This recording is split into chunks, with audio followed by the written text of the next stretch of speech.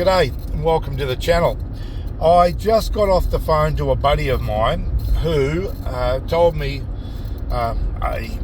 what I would consider to be a pretty much final chapter in a long saga that's been happening between him and his long-distance relationship girlfriend. Now, to paint the background, this guy lives in the UK, somewhere in the UK, I'm not sure if it's London or whatever, and the woman he's been seeing or tied up with is in Singapore.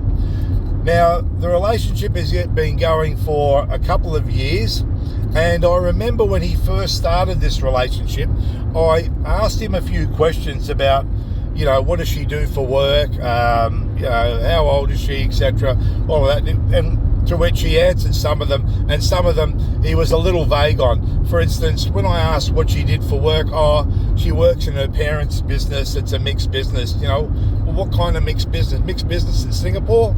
And he wasn't really clear on that, so I'm not quite sure of her background exactly, but I do start to get a little concerned when I start to hear a background that's not quite as clear as what I'm used to hearing. So anyway, to cut a long story short, he went back and seen her on a number of occasions, and the relationship started to blossom.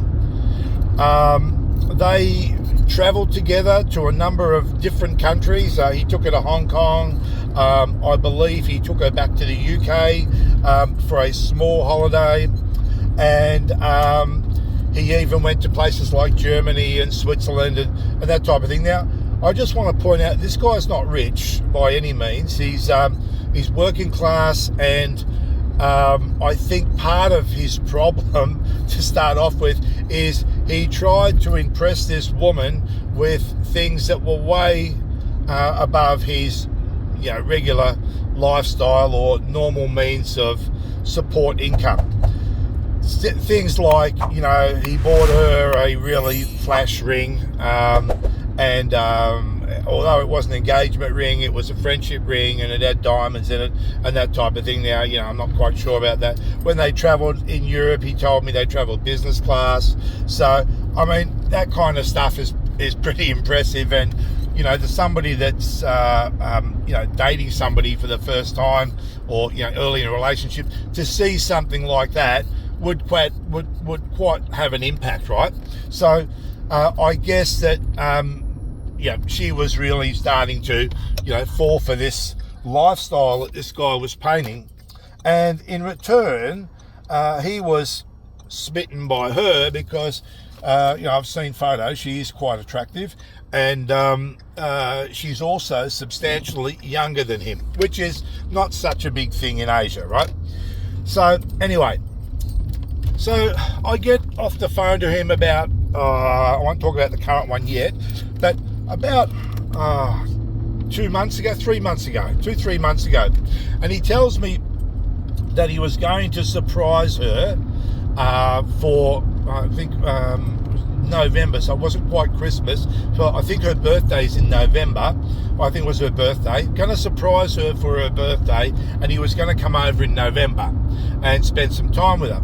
Now, he'd organised the tickets for him to go there, and he thought, I'll take her to somewhere exotic, and I think they were going to go to Sri Lanka or India or somewhere like that. And for that to happen, he had to tell her, right? So he calls her, a week and a half, 2 weeks before the trip, and tells her, hey, look, I'm going to come over and see you for your birthday, and I'm going to take you somewhere.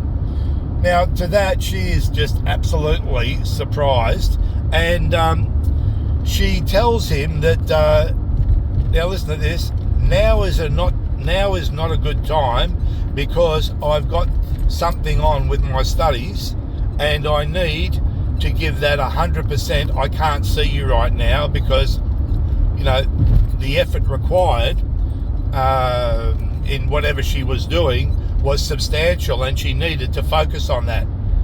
Now, when he told me, his immediate reply after he told me was, I know what you're thinking. Well, Yeah, I mean, you don't have to be a rocket scientist or a brain surgeon to figure out there's something going on. So I said, so what did you do? I said, tell me you went anyway. Please tell me you went. And he said, no, I cancelled the trip.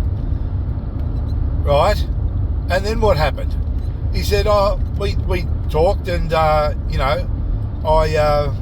said, you believe her? And he goes, yeah, I believe her. She's obviously, really wants to focus on this. And now I want to stop here and just say that for a man to believe a woman, let's flip it over, for a woman to believe a man in that same situation, there's got to be a significant amount of relationship and trust. I mean, that is just out of this world. I would not accept that. If I lived in England, and I don't, and I was to go all the way over to Singapore, and that's a long way, mind you, spend all that money, and we had a long distance relationship, my expectations, as I think most would be, is that we were going to spend that time together and we were both very happy for that to happen. Well, so he didn't, and he's accepted it and moved on. All right. So after that period of time, he started to feel a little bit uncomfortable, and he questioned her about it. He said, look, and I don't know the exact words, so can't quote me, but it was something along the lines of, I feel uncomfortable about you not wanting to see me.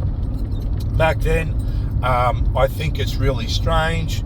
We've never been like that before. You've always been happy to see me. In fact, you keep telling me you miss me. And I want to know what's going on. I think you're seeing somebody else. Now, to this she replied, of course I'm not seeing anybody else. I love you. And, when a woman says that to a man, or a man says that to a woman, it has a pretty big emotional effect.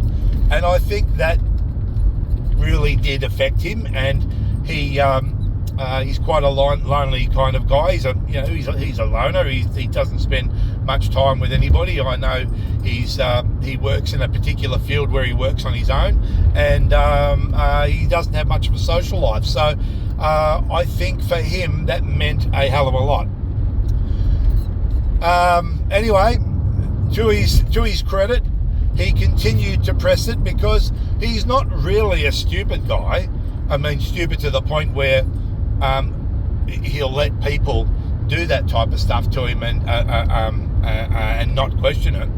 So he questioned it, and it went on for some time. Now, I don't know if he wore her down to the point where she had to say something, or it is in fact the truth, but what he ended up getting out of her was, I am talking to another man, but I am not having any relationship with him.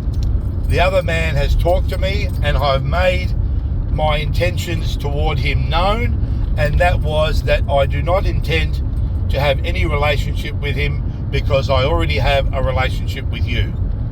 Now, when I start to hear that, I smell a rat as well. I mean, why would you go down a track of saying, I am talking to another man, but, I've told him. The only reason you would do that is to pretend or to try and reassure your partner that what their thoughts were totally wrong, and here's a trail of evidence to support that you're right, you're barking up the wrong tree. Now, as is typically the way with lying, people sometimes concoct the weirdest stories, and they embellish those stories to the point where it becomes so unbelievable we think, gee, nobody could invent something like that. It must be true. Well, this is not true. In this case, it is totally incorrect to accept something like that as being the truth. So in my opinion, and if you think otherwise, please comment, below. In my opinion, she's outright lying to him, and he should have smelled her out there and then. Anyhow, so he accepts that, and he says, well, look, you know, one, I'm disappointed that you were talking with someone, but two, I'm very happy that you made it clear with him. So then he catches up with her again, and he spent, I don't know, a few weeks with her, a month or something, and then he comes back home to England, back to his work, and he says to his mother, and he still treats his mother as his closest confidant. He says to his mother, I've got someone over there, la da da da da, and I love her, and I think I want to marry her. Right? Well, his mother says, oh, you know, you haven't spoken much about this person before. Are you sure? And she starts to throw some doubt into the whole pot and asks him to make sure he's sure and reconsider it and that type of thing, because it is a big move and it's a substantial decision to marry a foreigner. And you just got to make sure that everything's right. Well, within weeks of his return, she calls him and she says to him, and guess what? I'm pregnant. Now, he is absolutely blown away. You know, she's pregnant, and he never expected that. And the reason he never expected that is because this good little boy was always practicing safe sex and using contraception. So he has a hard time accepting that it is in fact his.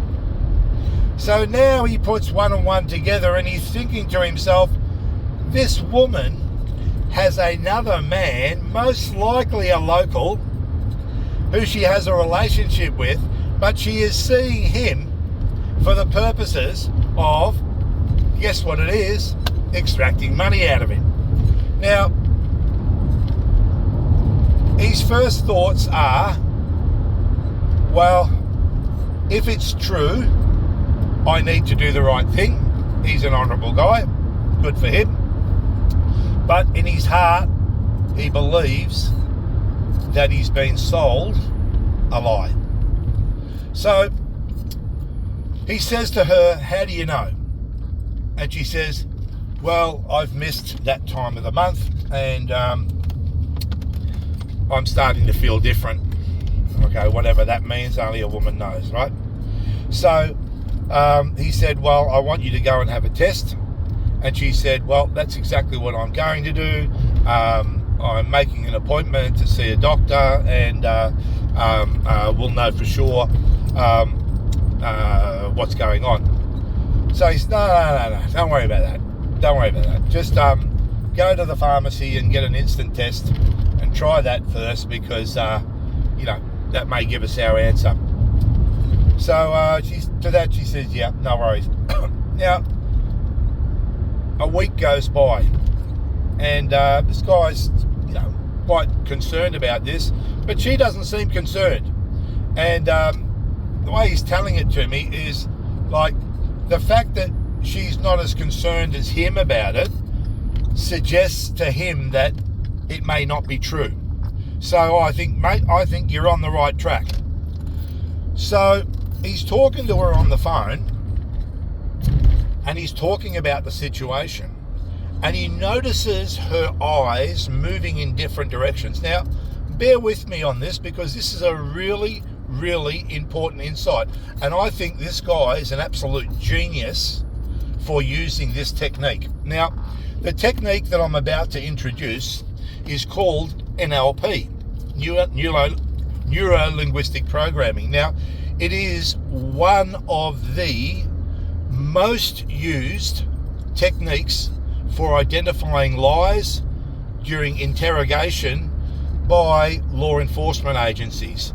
And if you don't think it's real, you need to really read it up, because it is real. Now, the way it works is this. When a person's telling the truth about something that they've already experienced, their eyes will move into a direction searching for that information that reflects their history, or searching back. So in this case, it will be moving to the left. Now, if it's what they would call a visual experience, right, they would tend to move to the upper left. So it would often look like something like, or if it's a audible experience that they've been through, I heard the song sounded like, they would move on a horizontal plane to the left. And if it's a feeling state, they call that kinesthetic, but I call it feeling, they would move to the lower left. So it's upper, middle, lower. So if someone's telling the truth about something, they tend to, during the conversation, refer to the information by looking to the left. So what happens when they're not telling the truth? When they're not telling the truth, they've got no history to refer back to. And you'll see this occur in children, for instance. If you look at children and you ask them a question, what happened at school today, they go, and their eyes move. They're innocent. Their eyes move over to the left. They don't realise what they're doing. They start referring to that information. What would it look like when you grow up? What do you want to be? They look to the right. And people do the same thing. When they're creating something new that is a lie, is basically a lie, they will look to the right. So when you're creating something that's visually orientated, upper right, audible sounds like horizontal, and feeling to the bottom right. So he was having a conversation with her, and this is why video chat is such a powerful tool in a long-term relationship. He was having a chat with her, and he was watching the eye movements when he was asking her certain questions and where they would go.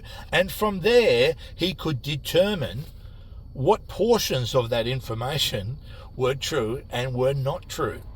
So he'd say things like, oh, what did you do today? And she'd go, oh, and she'd look to the left, and I don't know if it's orientated the right way on the camera, it might be flipping it, but this is my left. She looked to the left, oh, I went shopping and I caught up with the girls, and and we did, oh, how are your girlfriends feeling? Oh, look down, feeling, oh, they're okay, they're good, so what are you doing tomorrow? Oh, I'm gonna think, and she'd start to move to the right and left, which allows him to calibrate, and just like a lie detector, they calibrate how the person is behaving. Now, some of you watching this are going to think, what a load of rubbish. Now, I'm telling you, this is not a load of rubbish. I was involved in sales and marketing for many, many, many years. And we used it as a technique when we were interviewing customers, talking about propositions, that type of thing. I taught it to all of my salespeople, and also all the people that worked for me as educators. We used that technique. It is very powerful, and you would do yourself well to learn about it. Now, that doesn't mean that it works all the time. Now, I just say this because I don't want everybody running out there now and having a conversation with their partners and going, you're lying. You've got to do the calibration. You've got to be experienced at doing this. And if you are, you will be able to detect it. Now, it doesn't work 100% of the time, because people like pathological liars, they can actually create all of that, right? And they're well aware of it, and they use it to fool the interrogator, right? So it can be done. I'm probably giving all of those people out there that want to tell a lie the information they need. But believe me, you will not be able to keep it up all of the time, right? And it is in the skill of the interviewer or the person having the conversation that's able to pull that out. So I digress from our story. I'm coming back. So he has this conversation with her, back to the story, and he's talking about, you know, how she feels about it, da-da-da-da-da. And she's going through this, and he smells a rat, right? He's thinking, look, there's something wrong. There's something wrong. I can sense something wrong. In fact, I'm now going to back it up with my observations. And while she's talking to him, her hands come up to the camera, and she's had her fingernails done. You know, girls do their nails when they want to impress people. Now, some would say girls do their nails just because they want to feel good about themselves. Well, he looked at her nails, and they were done up pretty spectacular. That drew attention to the fact that she'd also had her hair coloured, and this type of thing didn't normally happen unless he was coming to town. So, look, you start to put all of these pieces together, and he did too. Now, he's then said to her, look, I'm genuinely worried about, I mean, he used his own words, but the way he explained to me is, he said, I told her with every level of conviction that I was really worried about her situation and the effect it was going to have on our relationship. And, you know, I've got my mother here that needs to know about this, and, you know, I need to know how I can support you, all of that stuff. I need you to go and get the test done. She said, yeah, I'll get it. No, I need it done today.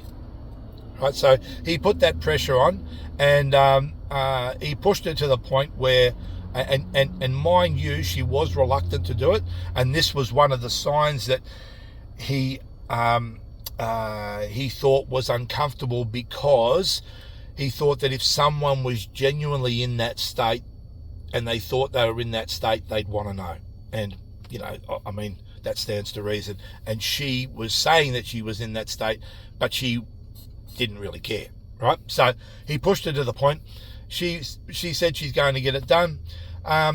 Then later that night, she sends him a photograph of the packet, right, of the test, the packet test, and with a comment such as, are you there?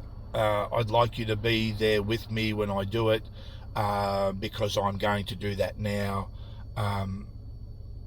And yeah, he wrote back, go for it. You know, I'm here. No problem. Okay. Some time went by, and then a whole stream of messages came back. He didn't tell me the full details, but she sent him a photograph of the test, and it was positive. And she also sent him a whole trail of messages, you know, with herself crying, you know, crying emojis, and oh my God, what am I going to do now? And, you know, it was a moment of devastation. Now, at this point, he was really going through some emotions himself, and, you know, he tried to call her. She didn't answer. And she, you know, not now. I don't want you to see me now. I'm not in a, you know, I don't look good now. I'm crying, you know. Like, so he gave her some reassurance, and, you know, told her not to worry and all that type of stuff. And then his mind started to go through all of the history that he'd recently been through with her. You know, the fact that she'd said there was somebody else, the fact that, you know, she wasn't able to see him at a point in time, the fact that she was getting herself made up, and there were and the series of inconsistencies that were going on, and he couldn't help but go to a place where this kid's not mine because I've been using contraception. Now, so what unfolded then was, you know, how could this happen? We were so careful, all that. I don't know. That's what surprised me the most, all that type of stuff, you know. And it got to a point where, you know, it was late at night, and he's, okay, look, let's talk about it tomorrow. Don't worry, and all that. Okay. So the next morning, he was up early, and he's sent her a message, and the time zones are significantly different there. She answered the message, and it was something along the lines of, you know, how you going, look, how you feeling about what we learned last night, that type of thing. And her reply was, I'm still trying to come to terms with it. This is a big shock. I don't know what I'm going to do, right? So, and he doesn't know what he's going to do either. But all of a sudden, he happened to notice that the picture of the test that she sent him through some app, she was using some app with him, and I'm not sure, was it WeChat or Line or something, had been removed, right? Had been deleted. Now, the packet that was sent, the picture of the packet that was sent, was still there, and the trail of, crying and whatever was still there, but the picture of the test was not there. What's going on, right? Now, I'm sure there are viewers on the end of this video now saying to me, I know what's going on. But bear in mind, this guy was in love, and he was looking for hope, right? He was looking for some reason to prove himself wrong. He believed that she was a good person, that she had his best interests at heart, right? And to think anything otherwise made him feel uncomfortable. So at the end of that, anyway, he gave me a call. To cut a long story short, he gave me a call and he told me what had going on. And I said to him in no uncertain terms, mate, you have got to see that test. You have got to see that test, or you've got to fly over there and do the test yourself, because this is a significant situation. And the reason he was ringing me, and I wasn't the only friend he rang, was to get other people's perspective on it. And sometimes I think you need that. When you're heavily involved with somebody, you need somebody else to give you a kick up the arse and tell you, and by the way, you need to listen to that advice, what to do. And so he did that. He contacted her and he said to her, I want to see the test. Now, to that, she was quite surprised. What do you mean you want to see the test? It's our child. I want to see the test too.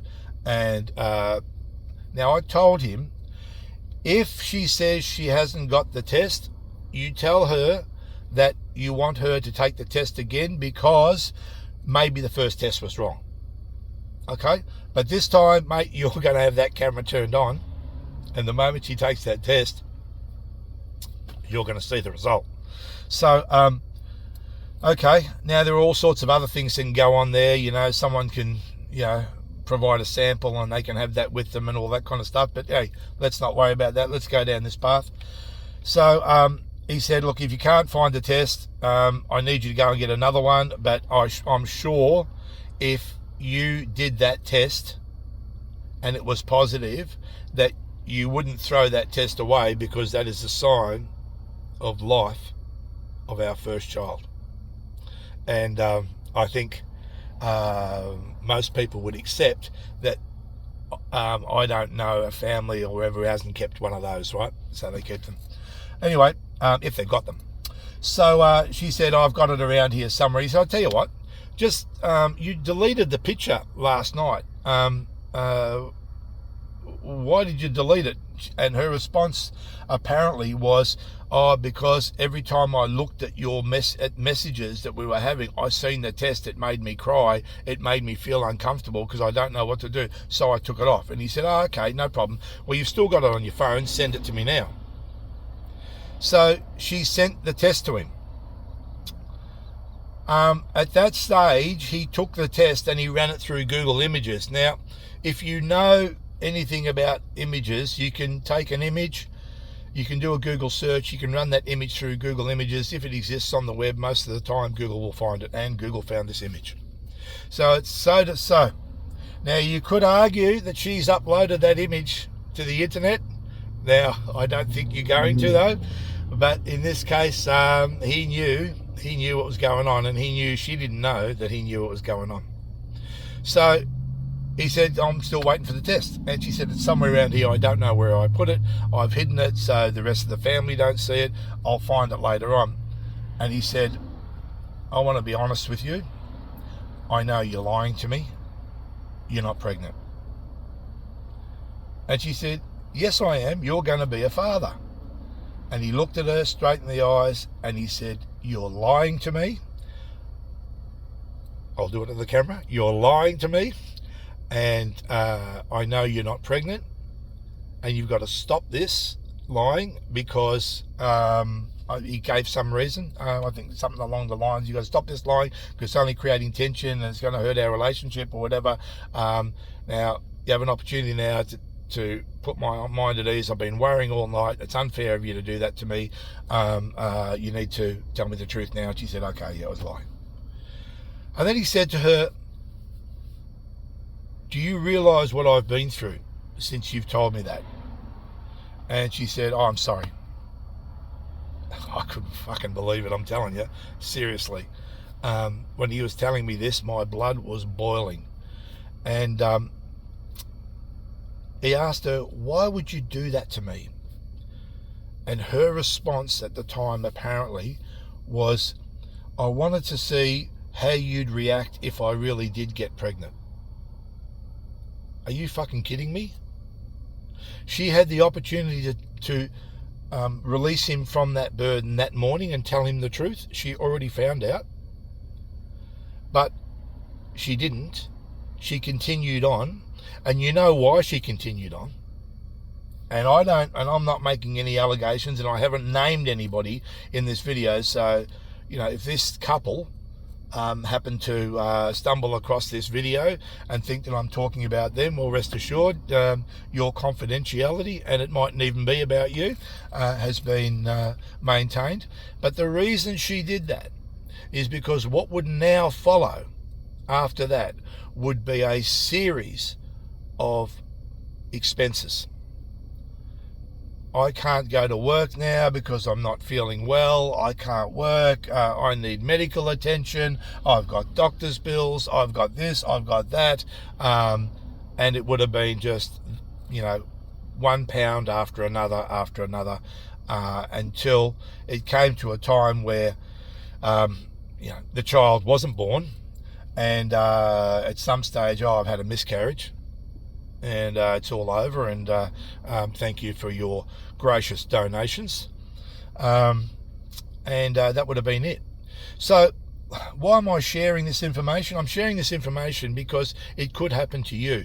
Now, I've given you a number of tips and helpful pieces of information to help you get through that if it does happen to you. I think it's the most despicable thing that a woman can do to a man, to pretend that she is pregnant and try and snag him, and use the guy's goodwill and his genuine care for her. Forget the baby for a moment, for her, and exploit that. Next, what kind of effect does that have on a man ongoing? I think it it hasn't happened to me, so I can't say, but and if it has happened to you, please comment down below. But I think it would put a man in a position of being uneasy about a lot of relationships going forward. So I think that's a life-changing moment. So, from the point of view of a woman thinking that, she's getting something out of it, I think she should reflect on the consequences of the impact that's had on the man. The other thing is, if it is scamming, of course, well, that's going to happen with long-distance relationships. You win some, you lose some. And there are lots of long-distance relationships that work out and people become happily married. I know a few people in Australia and the UK and also the United States that are happily married to Russians, Thais, Filipinos, and a number of other races. And it all works out fine. But when I hear a story like this, I think it's important to share, and I think people have got to know. So my buddy now he's sitting there thinking about this relationship, and one of the reasons he rang me, I couldn't believe the words were, "What do you think I should do with her now?" I mean, mate, what do you think you should do with her now? Mate, she has tried to exploit you, right? This is no different from any other online scam or any other situation. Forget all of the investment that you two have put into a relationship together. His comment to me were, people make mistakes, they learn from mistakes, all well and good. But the impact that has now had on your relationship with her should be one of, I don't know what she's lying about now. All of the other things that I thought I seen were real, and she cannot be trusted. So at the end of the day, I would ask him to look for another partner, go somewhere else. And I think they will both be stronger as a consequence of that learning. She will be stronger because she will learn that doing that to a man is unforgivable, and it does not go without consequences for her. He will learn that he needs to behave differently in a relationship and not be so trusting when he does feel uncomfortable. And I think, time will tell. But look, if they do decide to get together and things change again, I'll be sure to post another update on that. But I hope you enjoyed the story, and I hope you certainly learnt something about it. Get into that neuro-linguistic programming. It actually works. I hope this doesn't impact the trust that other people have with their partners, because I think it's important that trust is the foundation for all relationships, and we need to make sure that we honour that. And I think the golden rule is to trust unless you're given reasons other than or reasons not to. So I would give that advice. I'm not a counsellor. I'm not an expert at this, but I'm not a young fella, and I've been around and I've heard a lot of stories, and I'm happy to share them with you. What I would ask is, if you have a story and you'd like me to share that for the good of people that are listening to the channel, please send it through. My email address is in the channel information, so please send me the story, and I'll be happy to share it, and hopefully other people's lives will be improved. So you can help me by liking and subscribing to my videos, and I do wish you to have a great day. And it's night time here, and I'm going home to have a beer.